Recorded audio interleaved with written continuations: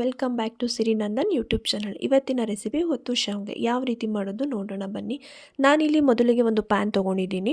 ಇಲ್ಲ ಬಾಣಲಿ ಕೂಡ ಮಾಡಬಹುದು. ನಿಮಗೆ ಯಾವುದು ಅನುಕೂಲ ಆಗುತ್ತೋ ಅದ್ರಲ್ಲಿ ಮಾಡ್ಬೋದು. ನನಗಿಲ್ಲಿ ಪ್ಯಾನ್ ಅನುಕೂಲ ಆಗುತ್ತೆ. ಸೊ ನಾನಿಲ್ಲಿ 2 ಲೋಟದಷ್ಟು ನೀರು ಹಾಕ್ಕೊಂಡಿದ್ದೆ. ಅದಕ್ಕೆ 1 ಕಪ್ಪು ಅಕ್ಕಿ ಹಿಟ್ಟನ್ನು ಹಾಕ್ಕೊತಿದ್ದೀನಿ.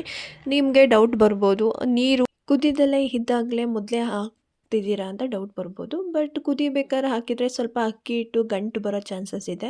ನಮಗೆ ಮುದ್ದೆ ಮಾಡಬೇಕಾಗಿರೋದ್ರಿಂದ ಸ್ವಲ್ಪ ಕೂಡ ಗಂಟು ಇರಬಾರ್ದು. ಅದಕ್ಕೋಸ್ಕರ ನಾನು ನೀರು ಹಾಕಿದ ತಕ್ಷಣವೇ ಅಕ್ಕಿ ಹಿಟ್ಟನ್ನು ಹಾಕ್ಕೊಂಡು ಚೆನ್ನಾಗಿ ಮಿಕ್ಸ್ ಮಾಡ್ಕೊತೀನಿ. ಅದನಂತರ ಅದು ಫುಲ್ ಮಿಕ್ಸ್ ಮಾಡಬೇಕು, ಏಕೆಂದರೆ ಸ್ವಲ್ಪ ಕೂಡ ಗಂಟು ಇರಬಾರ್ದು. ಅದು ಸ್ವಲ್ಪ ನಾನು ಸಾಲ್ಟ್ ಕೂಡ ಹಾಕ್ಕೊತೀನಿ. ಅಂದರೆ ಸ್ವಲ್ಪ ಸ್ವೀಟ್ ಜೊತೆ ಮಾಡೋದ್ರಿಂದ ಸ್ವಲ್ಪ ಸಾಲ್ಟ್ ಹಾಕ್ಕೊತೀನಿ. ಚೆನ್ನಾಗಿ ಮಿಕ್ಸ್ ಮಾಡಬೇಕು. ಕಂಟಿನ್ಯೂಸ್ ಆಗಿ ಮಿಕ್ಸ್ ಮಾಡ್ತಾನೆ ಇರಬೇಕು, ಎಲ್ಲೂ ಗ್ಯಾಪ್ ಕೊಡಬಾರ್ದು. ನಿಮಗೆ ಅನಿಸುತ್ತೆ ಮುದ್ದೆ ಮಾಡಬೇಕು, ಬಟ್ ಇಲ್ಲಿ ಇಷ್ಟೊಂದು ತೆಳುವಾಗಿದೆ, ಹೇಗೆ ಮುದ್ದೆ ಮಾಡೋದು, ಮುದ್ದೆ ಮಾಡೋಕ್ಕೆ ಬರುತ್ತಾ ಅಂತ ತುಂಬ ಡೌಟ್ ಇರುತ್ತೆ. ಬಟ್ ಏನಂದರೆ ಅದು ಬೇಯ್ತಾ ಫುಲ್ ಜಾಸ್ತಿ ಫ್ಲೇಮಲ್ಲಿ ಇಟ್ಕೊಂಡು ಬೇಯಿಸಬೇಕು. ಆ್ಯಂಡ್ ರೊಟೇಟ್ ಮಾಡ್ತಾನೆ ಇರಬೇಕು ಕಂಟಿನ್ಯೂಸ್ ಆಗಿ, ಎಲ್ಲೂ ಗ್ಯಾಪ್ ಕೊಡಬಾರ್ದು. ಪ್ಯಾನಲ್ಲಿ ಮಾಡೋದ್ರಿಂದ, ಬಾಣಲಿಲಿ ಮಾಡೋದ್ರಿಂದ ತುಂಬ ಪೇಷನ್ಸ್ ಇರಬೇಕು. ತುಂಬ ಟೈಮು ರೊಟೇಟ್ ಮಾಡಬೇಕು, ಇದು ಎಷ್ಟು ರೊಟೇಟ್ ಮಾಡಬೇಕು ಅಂತ ಫೀಲ್ ಆಗುತ್ತೆ. ಬಟ್ ಎಲ್ಲದು ಫೈನಲಾಗಿ ನೀಟಾಗಿ ಬರಬೇಕು ಅಂದರೆ ಚೆನ್ನಾಗಿ ಮಾಡಬೇಕು. ಕೆಲವರು ಮುದ್ದೆ ಮಾಡೋ ತಪ್ಪಲೆಲ್ಲೂ ಕೂಡ ಮಾಡ್ತಾರೆ. ಅಂದರೆ ಇದು ಜಾಸ್ತಿ ಜನಕ್ಕೆ ಮಾಡಬೇಕು ಅಂದರೆ ತಪ್ಪಲೆಲ್ಲೇ ಮಾಡಬೇಕು. ಪ್ಯಾನಲ್ಲೆಲ್ಲ ಆಗಲ್ಲ ಮಾಡೋದಕ್ಕೆ. ಸೊ ಇದು ಬೇಯ್ತಾ ಗಟ್ಟಿ ಆಗ್ತಾ ಹೋಗುತ್ತೆ. ಇವಾಗ ನೋಡ್ತಿರ್ಬೋದು ಎಷ್ಟು ಗಟ್ಟಿಯಾಗಿದೆ. ಮೊದಲು ಎಷ್ಟು ತೆಳುವಿತ್ತು, ಇವಾಗ ಸ್ವಲ್ಪ ಎಷ್ಟು ಗಟ್ಟಿಯಾಗಿದೆ ಅಂತ. ನಿಮಗೇನೆ ರೊಟೇಟ್ ಮಾಡ್ತಾ ಇರಬೇಕಾದ್ರೆ ಫೀಲ್ ಆಗುತ್ತೆ. ಆಗ ಫ್ಲೇಮ್ ಜಾಸ್ತಿನೇ ಇರಲಿ, ಕಮ್ಮಿ ಮಾಡೋಕ್ಕೆ ಹೋಗಬೇಡಿ. ನೋಡ್ತಿರ್ಬೋದು ಪ್ಯಾನಲ್ಲಿ ಎಷ್ಟು ಗಟ್ಟಿ ಆಗ್ತಾ ಇದೆ, ನಿಮಗೆ ಗೊತ್ತಾಗುತ್ತೆ. ರೊಟೇಟ್ ಮಾಡ್ತಾ ಇರಬೇಕಾದ್ರೆ ಗೊತ್ತಾಗುತ್ತೆ ಗಟ್ಟಿ ಆಗ್ತಿದೆಯೋ ಏನೋ ಅಂತ. ನೀವು ಅಕ್ಕಿ ರೊಟ್ಟಿ ಹಾಕಬೇಕಾದ್ರೆಲ್ಲ ಈ ಥರನೇ ಮಾಡಿಕೊಂಡು ಅಕ್ಕಿ ರೊಟ್ಟಿ ಮಾಡ್ಬೋದು. ಈಗ ಅಕ್ಕಿ ರೊಟ್ಟಿನ ಸ್ವಲ್ಪ ಸಾಫ್ಟಾಗಿ ಕೂಡ ಬರುತ್ತೆ ಈ ಥರ ಮಾಡಿದರೆ. ಮತ್ತು ತೊಟ್ಟೋದಕ್ಕೂ ಅಷ್ಟೇ ನೀಟಾಗಿ ಬರುತ್ತೆ. ಯಾವುದೇ ಥರದ್ದು ಹಸಿಟ್ಟು ಒಂದು ಕಡೆ ಹೊಡೆಯೋ ಥರದ ಆಗುತ್ತೆ, ಆ ಥರ ಯಾವ ರೀತಿಯೂ ಆಗಲ್ಲ ಈ ಥರ ಮಾಡ್ಕೊಂಡು ಮಾಡಿದರೆ. ಆ್ಯಂಡ್ ಹೊಸ್ದಾಗಿ ಅಡುಗೆ ಕಲಿತಿರೋರಿಗೆ, ಮುದ್ದೆ ಮಾಡಬೇಕು ಅಂತ ಇರೋರಿಗೆ ಬೆಸ್ಟ್ ಆಪ್ಷನ್ ಅಂದರೆ ಪ್ಯಾನಲ್ಲೇ ಮಾಡೋ ಅಂಥದ್ದು. ಒಂಚೂರು ಗಂಟಿರಲ್ಲ. ಅಂದರೆ ಅದೇ 1 ಆರ್ 2 ಕ್ವಾಂಟಿಟಿಲಿ ಮಾಡಬಹುದು. ಕಲಿಯೋವರೆಗೂ ಸ್ವಲ್ಪ ಪ್ಯಾನಲ್ಲಿ ಯೂಸ್ ಮಾಡಿ ಕಲಿತ್ರೆ ಬೆಸ್ಟ್ ಆಪ್ಷನ್ ಅನಿಸುತ್ತೆ. ಇವಾಗ ನೀವು ನೋಡ್ತಾ ಇರ್ಬೋದು ಎಷ್ಟು ಗಟ್ಟಿ ಆಗಿದೆ, ನೋಡ್ಬೋದು ಎಷ್ಟು ಗಟ್ಟಿಯಾಗಿದೆ. ನಿಮಗೆ ಬೇಕಿದ್ದರೆ ಕಂಫರ್ಟಬಲ್ ಆಗೋ ಸ್ಪೂನಲ್ಲಿ ಕೂಡ ಮಿಕ್ಸ್ ಮಾಡ್ಬೋದು. ಬಟ್ ನಾನು ಇದರಲ್ಲಿ ಮಿಕ್ಸ್ ಮಾಡಿದ್ದೀನಿ. ಸ್ವಲ್ಪ ಗಂಟು ಬರಲ್ಲ ಇದರಲ್ಲಿ ಮಿಕ್ಸ್ ಮಾಡಿದರೆ ಅನ್ನೋದಕ್ಕೋಸ್ಕರ. ಮಿಕ್ಸ್ ಆದಮೇಲೆ ಇಷ್ಟು ಗಟ್ಟಿ ಆದಮೇಲೆ ನಾನು ಒಂದು 5 ನಿಮಿಷ ಲಿಡ್ ಕ್ಲೋಸ್ ಮಾಡ್ತೀನಿ. 5 ನಿಮಿಷ ಆದಮೇಲೆ ಮತ್ತೆ ಓಪನ್ ಮಾಡಿದ್ಮೇಲೆ ನೋಡಿ ಇಷ್ಟು ಗಟ್ಟಿಯಾಗಿ ಬಂದಿದೆ. ಮುದ್ದೆ ರೊಟ್ಟಿ ಕೂಡ ಮಾಡ್ಬೋದು, ಮುದ್ದೆ ಕೂಡ ಮಾಡ್ಬೋದು, ಅಷ್ಟು ಗಟ್ಟಿಯಾಗಿ ಕೂಡ ಬಂದಿದೆ. ನೋಡಿ ಫುಲ್ ಕಂಪ್ಲೀಟ್ ಆಗಿದೆ. ಇವಾಗ ಇನ್ನೊಂದು 10% ಅಷ್ಟೇ ಇದಕ್ಕೇನು ಬೇಕಾಗಿರೋ ಟೈಮು. ನಾನಿಲ್ಲಿ ಮತ್ತೆ ಲಿಡ್ ಕ್ಲೋಸ್ ಮಾಡ್ತೀನಿ. ಜಸ್ಟ್ 2 ಮಿನಿಟ್ ಅಷ್ಟೇ ಕ್ಲೋಸ್ ಮಾಡಿ ಓಪನ್ ಮಾಡ್ತೀನಿ. ನಾನು ಇಲ್ಲಿಗೆ 2 ಟೇಬಲ್ ಸ್ಪೂನ್ ಅಷ್ಟು ಆಯಿಲ್ ಹಾಕ್ಕೊತೀನಿ. ಏನಕ್ಕೆ ಆಯಿಲ್ ಹಾಕ್ಕೊಬೇಕು ಅಂದರೆ ಸ್ವಲ್ಪ ಸಾಫ್ಟ್ ಬರುತ್ತೆ ಮತ್ತು ಹಸಿಟ್ಟು ಅಂಟಲ್ಲ ಕೈಗೆ ಅನ್ನೋದಕ್ಕೋಸ್ಕರ ನಾನು 2 ಟೇಬಲ್ ಸ್ಪೂನ್ನ ಆಯಿಲ್ ಹಾಕ್ಕೊಂಡು ಚೆನ್ನಾಗಿ ಮಿಕ್ಸ್ ಮಾಡ್ಕೊಳ್ಳಿ. ಕೈಗೆ ಸ್ವಲ್ಪ ನೀರು ಹಾಕ್ಕೊಂಡು ನೀವು ಹಸಿಟ್ಟ ಟಚ್ ಮಾಡಿ ನೋಡಿ, ಸ್ವಲ್ಪ ಕೂಡ ಅಂಟುತ್ತಿಲ್ಲ. ಎಷ್ಟು ಸಾಫ್ಟಾಗಿ ಎಷ್ಟು ನೀಟಾಗಿ ಬಂದಿದೆ ನೋಡ್ಬೋದು. ನನ್ನ ಕೈ ಸ್ವಲ್ಪ ಕೂಡ ಹಸಿಟ್ಟು ಅಂಟ್ಕೊಂಡಿಲ್ಲ. ನಾನು ಅದಂತರ ಹಸಿಟ್ಟನ್ನು ಚೆನ್ನಾಗಿ ಮಿತ್ಕೊಂಡು ನಿಮ್ಗೆ ಯಾವ ಶೇಪಲ್ಲಿ ಬೇಕು ಆ ಶೇಪಲ್ಲಿ ಮಾಡ್ಕೊಳ್ಳಿ.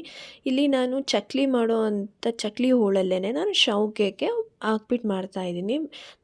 ನಮ್ಮ ಮನೇಲಿ ಶಾವಿಗೆ ಮಾಡೋ ಮಷಿನ್ ಇಲ್ಲ. ಸೊ ನಾನು ಹಾಗಾಗಿ ಚಕ್ಲಿ ಮಾಡೋದ್ರಲ್ಲೇ ಮಾಡ್ತಾಯಿದ್ದೀನಿ. ನೀವು ಕೂಡ ಮಾಡ್ಕೋಬಹುದು. ನಿಮ್ಮ ಮನೆಗಳಲ್ಲಿ ಶಾವಿಗೆ ಮಾಡೋ ಮಷಿನ್ ಇದ್ದರೆ ಅದರಲ್ಲೂ ಕೂಡ ಮಾಡ್ಕೋಬಹುದು. ನಾನಿಲ್ಲಿ ಚಕ್ಲಿ ಹೋಳನ್ನು ಬಳಸ್ತಿದ್ದೀನಿ.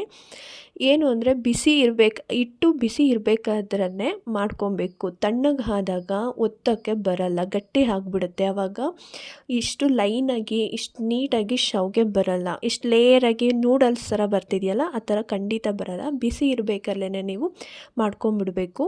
ನೋಡಿ ಶಾವಿಗೆ ಎಲ್ಲೂ ಕೂಡ ಸ್ವಲ್ಪನೂ ಕಟ್ ಆಗಿ ಗಂಟು ಬರೋ ಥರ ಎಲ್ಲೂ ಕೂಡ ಬರ್ತಾ ಇಲ್ಲ. ಏನಕ್ಕೆ ಅಂದರೆ ನಾವು ಪ್ಯಾನಲ್ಲಿ ಚೆನ್ನಾಗಿ ರೊಟೇಟ್ ಮಾಡಿ ಮುದ್ದೆನ ಚೆನ್ನಾಗಿ ಬೇಯಿಸ್ಕೊಂಡ್ರೆ ಈ ಥರ ನೀಟಾಗಿ ಬರುತ್ತೆ. ಇಲ್ಲ ಅರ್ಧ ಬೇಯಿಸ್ಕೊಂಡೆಲ್ಲ ಮಾಡಿದರೆ ಅಲ್ಲಲ್ಲೇ ಶಾವಿಗೆ ಕಟ್ಟಾಗುತ್ತೆ. ನಿಮಗೆ ಎಷ್ಟು ದಪ್ಪ ಶಾವಿಗೆ ಬೇಕು ಕ್ವಾಂಟಿಟಿಲಿ ಅಷ್ಟಕ್ಕೆ ನೀವು ಕಟ್ ಮಾಡ್ಕೊಬೋದು. ಇದಕ್ಕಿಂತನೂ ದಪ್ಪ ಶಾವಿಗೆ ದಪ್ಪ ಬೇಕು ಅಂದರೆ ಜಾಸ್ತಿ ರೋಲ್ ಹಾಕ್ಕೊಳ್ಳಿ. ಸಾಕು ಮೀಡಿಯಮ್ ಆಗಿ ಇರಲಿ ಅನ್ನೋದಿದ್ರೆ ಮೀಡಿಯಮ್ ಕೂಡ ಹಾಕ್ಕೋಬೋದು. ಇಷ್ಟೇ ಹಾಕ್ಕೋಬೇಕು ಅಷ್ಟೇ ಹಾಕ್ಕೋಬೇಕು ಅಂತ ಏನಿರಲ್ಲ. ನಿಮಗೆ ಹೇಗೆ ಇಷ್ಟ ಆಗುತ್ತೆ ಆ ರೀತಿ ಎಲ್ಲ ಹಾಕ್ಕೊಬೋದು. ನಿಮ್ಮ ಮನೆಗಳಲ್ಲಿ ಚಿಕ್ಕ ಮಕ್ಕಳಿದ್ದರೆ ಅವರಿಗೆ ಹೊರಗಡೆಯಿಂದ ನೂಡಲ್ಸ್ ತೊಗೊಬಂದು ಕೊಡೋ ಬದಲು ಹೆಲ್ದಿಯಾಗಿ ಮನೆಯಲ್ಲೇ ಕೂಡ ಮಾಡಿಕೊಡ್ಬೋದು ಮಕ್ಕಳಿಗೆ. ಅವರು ಕೂಡ ಇಷ್ಟಪಟ್ಟು ತಿಂತಾರೆ. ಟೇಸ್ಟಿಯಾಗೂ ಕೂಡ ಇರುತ್ತೆ ಮತ್ತು ಹೆಲ್ತು ಚೆನ್ನಾಗಿ ಕೂಡ ಇರುತ್ತೆ. ಹೊರಗಡೆ ತೊಗೊಬಂದು ತಿನ್ನೋದ್ರಿಂದ ಅಷ್ಟು ಹೆಲ್ತ್ ಚೆನ್ನಾಗಿರಲ್ಲ. ಇಲ್ಲಿ ನೋಡ್ಬೋದು ಎಷ್ಟು ಲೇಯರ್ ಎಷ್ಟು ನೀಟಾಗಿ ಬಂದಿದೆ ಅಂತ. ಇಲ್ಲಿ ನೋಡ್ತಿರ್ಬೋದು ನಾನು 2 ಗ್ಲಾಸ್ ವಾಟರ್ ತೊಗೊಂಡು 1 ಕಪ್ ಅಕ್ಕಿ ಹಿಟ್ಟು ತೊಗೊಂಡಿದ್ದೆ. ಅಷ್ಟು ಕ್ವಾಂಟಿಟಿಗೆ ಎಷ್ಟು ಒತ್ತು ಶಾವಿಗೆ ಆಗಿದೆ ಅಂತ ನೀವೇ ನೋಡ್ಬೋದು. ಶಾವಿಗೆ ಬಿಸಿ ಇದ್ದಾಗ ತಿನ್ನೋಕ್ಕೆ ಟೇಸ್ಟ್ ಇರಲ್ಲ, ಅದು ಕಂಪ್ಲೀಟ್ಲಿ ತಣ್ಣಗೆ ಆಗಬೇಕು, ಆಗಲೇ ತಿನ್ನೋಕ್ಕೆ ಟೇಸ್ಟ್ ಇರುತ್ತೆ. ನಾನಿಲ್ಲಿ ಕಾಯಿ ಹಾಲು ಮಾಡೋದು ಹೇಗೆ ಅಂತ ತೋರಿಸ್ತೀನಿ. ಇಲ್ಲಿ ಕಾಯಿ ಹಾಲಿಗೆ ಮೊದಲು ನಾನು ಕಾಯಿ ತೊಗೊಂಡಿದ್ದೀನಿ, ನಾನು ಚಿಕ್ಕ ಚಿಕ್ಕ ಪೀಸ್ ಕಟ್ ಮಾಡ್ಕೊಂಡಿದ್ದೀನಿ. ಚಿಕ್ಕ ಪೀಸ್ ಮಾಡ್ಕೊಂಡು ನಾನು ಯಾವಾಗಲೂ ಗ್ರೈಂಡ್ಗೆ ಹಾಕ್ಕೊತೀನಿ. ಗ್ರೈಂಡ್ ಮಾಡಿದಾಗ್ಲೂ ಕೂಡ ಇದೇ ತುರಿದಾಗ ಯಾವ ರೀತಿ ಬರುತ್ತೆ ಅದೇ ಥರನೇ ಹೊಡಿದ್ದೀನಿ. ಅದಕ್ಕೆ ನಾನು 1 ಟೇಬಲ್ ಸ್ಪೂನಷ್ಟು ವೈಟ್ ಎಳ್ಳು ಹಾಕ್ಕೊಂಡಿದ್ದೀನಿ. ನೀವು ಬೇಕಿದ್ದರೆ ಕಾಯಿ ಹಾಲಿಗೆ ಹಾಕೊಳ್ಳೋದಿರೋ ಹಾಕ್ಕೋಬೋದು, ಇಲ್ಲಾಂದರೆ ಸ್ಕಿಪ್ ಕೂಡ ಮಾಡ್ಬೋದು.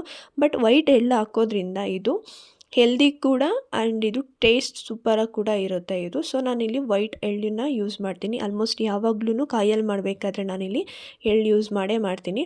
ಆ್ಯಂಡ್ ಎಳ್ಳನ್ನ ಯಾವ ರೀತಿ ಹುರ್ಕೊಬೇಕು ಅಂದರೆ ಸ್ವಲ್ಪ ಲೈಟ್ ಬ್ರೌನ್ ಕಲರ್ ಬರೋವರೆಗೂ ಲೈಟ್ ಫ್ಲೇಮಲ್ಲಿ ಇಟ್ಕೊಂಡು ಚೆನ್ನಾಗಿ ಹುರ್ಕೊಬೇಕು. ಜಾಸ್ತಿ ಮಾಡಿಕೊಂಡ್ರೆ ಫ್ಲೇಮ್ ಜಾಸ್ತಿ ಇಟ್ಕೊಂಡ್ರೆ ಅದು ಬ್ಲ್ಯಾಕ್ ಆಗಿ ಹೋಗ್ಬಿಡುತ್ತೆ. ಇಲ್ಲಿ ನೋಡ್ತಿರ್ಬೋದು ಎಷ್ಟು ಲೈಟ್ ಬ್ರೌನ್ ಕಲರ್ ಆಗಿದೆ ಅಂತ. ಇಷ್ಟ ಆಗಿದ್ರೂ ಕೂಡ ಸಾಕಾಗುತ್ತೆ. ಇಲ್ಲಿ ಗ್ಯಾಸ್ ಆಫ್ ಮಾಡಿ ಆವಾಗಲೇ ಗ್ರೈಂಡ್ ಮಾಡಿ ಇಟ್ಕೊಂಡಿರೋ ಕಾಯಿ ತುರಿಗೆ ನಾನು ಎಳ್ಳು ಹಾಕ್ಕೊತಿದ್ದೀನಿ. 2 ಏಲಕ್ಕಿ ಹಾಕ್ಕೊತಾ ಇದ್ದೀನಿ. ಇದು 1 ಶುಂಠಿ ಪುಡಿ ಹಾಕ್ಕೊತೀನಿ. 1 ಶುಂಠಿ ಪುಡಿ ಮನೇಲೇ ಮಾಡಿರೋವಂಥದ್ದು. ಹಸಿ ಶುಂಠಿನ ಒಣಗಿಸಿ ಅದನ್ನು ಗ್ರೈಂಡ್ಗೆ ಹಾಕಿ ಜಾಲ್ರಿ ಮಾಡಿದರೆ ಅದು 1 ಶುಂಠಿ ಪುಡಿ ಆಗುತ್ತೆ. ನಾನಿಲ್ಲಿ ಶುಗರ್ ಹಾಕ್ಕೊತಿದ್ದೀನಿ. ನಾನು ಇಲ್ಲಿ ಒಂದು 4 ಸ್ಪೂನ್ಸ್ ಆರ್ 5 ಸ್ಪೂನ್ಸ್ ಶುಗರ್ಸ್ ಹಾಕ್ಕೊತೀನಿ ಆ್ಯಂಡ್ ವಾಟರ್ ಆ್ಯಡ್ ಮಾಡ್ತೀನಿ. ಶುಗರ್ ಕೂಡ ನಿಮಗೆ ಎಷ್ಟು ಸ್ವೀಟ್ ಕ್ವಾಂಟಿಟಿ ಬೇಕೋ ಅಷ್ಟು ಮಾತ್ರ ಹಾಕ್ಕೊಳ್ಳಿ. ಆ್ಯಂಡ್ ಜಾಸ್ತಿ ಶುಗರ್ ಆದರೆ ತಿನ್ನೋದಕ್ಕಾಗಲ್ಲ. ಮೀಡಿಯಮ್ ಶುಗರ್ ಇರಬೇಕು, ಚೆನ್ನಾಗಿರುತ್ತೆ. ಇಲ್ಲಿ ನೋಡ್ಬೋದು ಗ್ರೈಂಡ್ ಮಾಡಿದ್ಮೇಲೆ ಎಷ್ಟು ಸಾಫ್ಟಾಗಿ ಆಗಿದೆ ಅಂತ. ನನಗೆ ಎಷ್ಟು ಕ್ವಾಂಟಿಟಿಲಿ ಕಾಯಿ ಹಾಲು ಬೇಕು ನಾನು ಅಷ್ಟಕ್ಕೆ ಸ್ವಲ್ಪ ವಾಟರ್ ಹಾಕ್ಕೊಂಡು ಮಿಕ್ಸ್ ಮಾಡ್ಕೊತೀನಿ. ಸೊ ಇಷ್ಟು ಮಿಕ್ಸ್ ಮಾಡ್ಕೊಂಡ್ಮೇಲೆ ಕಾಯಿ ಹಾಲು ನೋಡ್ತಿರ್ಬೋದು ಕಾಯಿ ಹಾಲು ರೆಡಿ ಆಗಿದೆ. ನಾವಿವತ್ತು ಮಾಡಿರೋವಂಥ ರೆಸಿಪಿ ಒತ್ತು ಶಾವಿಗೆ ಆ್ಯಂಡ್ ಕಾಯಿ ಹಾಲು ಮಾಡಿದ್ವಿ.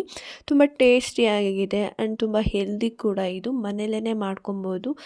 ಇದು ತುಂಬ ಈಸಿ ಪ್ರೊಸೀಜರ್ ಮಾಡೋದಕ್ಕೆ. ನೀವು ಕೂಡ ಒಂದು ಸಲ ಟ್ರೈ ಮಾಡಿ. ನಿಮಗೆ ಯಾವ ರೀತಿ ಯಾವ ಟೈಪ್ ರೆಸಿಪೀಸ್ ಬೇಕು ಅಂತ ನೀವೇನಾದರೂ ನಮಗೆ ಕಮೆಂಟಲ್ಲಿ ತಿಳಿಸಿದರೆ ನಾನು ಅದನ್ನು ನೆಕ್ಸ್ಟ್ ಮಾಡಿ ನಿಮಗೆ ತೋರಿಸ್ತೀನಿ. ಆ್ಯಂಡ್ ಪ್ಲೀಸ್ ಸಬ್ಸ್ಕ್ರೈಬ್ ಮಾಡಿ, ಸಪೋರ್ಟ್ ಮಾಡಿ ಹೀಗೇ. Thank you.